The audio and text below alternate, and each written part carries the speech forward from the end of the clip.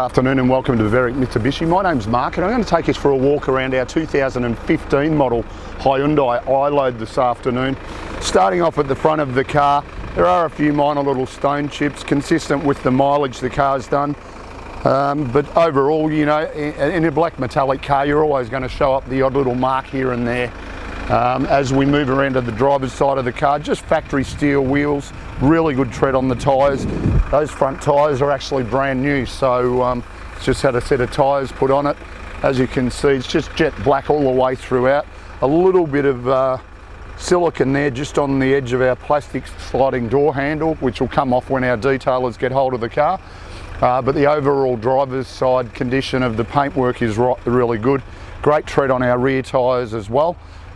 And then as we move around to the rear of the car, whilst we're just highlighting the big tradesman ladder rack, full rack running the entire length of the car, all of our chrome badging on the back of the tailgate, no real discernible marks there. We do also have a tow bar fitted on this car, and the iLoad will tow 1.5 tonne if needed. And as we move around to the passenger side, once again, very consistent in the paintwork, no real marks that I can pick out anywhere coming down the passenger side of the car at all. And as you can see, it does have sliding doors on both sides of this car, or van, for want of a better word.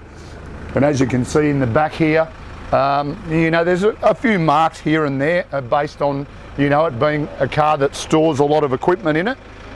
So certainly very versatile in its operation, that you can come in and out of either side door as well. So as you can see, inside and out, the overall condition is quite good for a 2015 commercial van. Around at the front of the Hyundai now, we'll have a little bit of a look in the engine bay once I find the actual bonnet rod, and it just locks into position over there near our right hand front guard.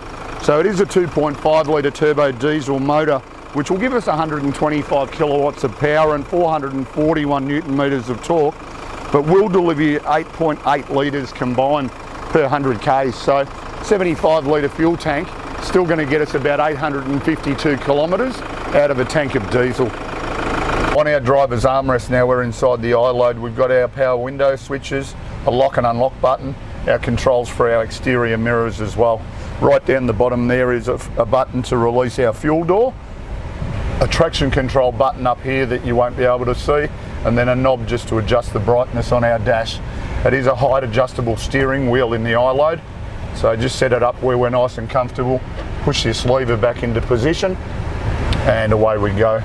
All of our audio controls to alter volume and station or track if we're playing a CD. And then moving to the centre section now, where we've got the time of day, we've got our MP3 compatible CD player. Looks like the details have seeped a bit of fluid in behind that screen at some stage of its life, so a very minor observation, but something we like to make you aware of. Bluetooth incorporated in the head unit, auxiliary and USB inputs there as well, and then all of our controls for our air conditioning. We do have our T-bar auto, of course, being an automatic, this car. It is a 5-speed auto, so we've got our position to drive it as a normal automatic, or we can bring it across and change through the gears manually if we wish. A little storage compartment here. I don't call them ashtrays anymore because you shouldn't smoke in cars, and a little coin tray just in there. Another little storage, sorry, this one's not a storage compartment. These are our cup holders.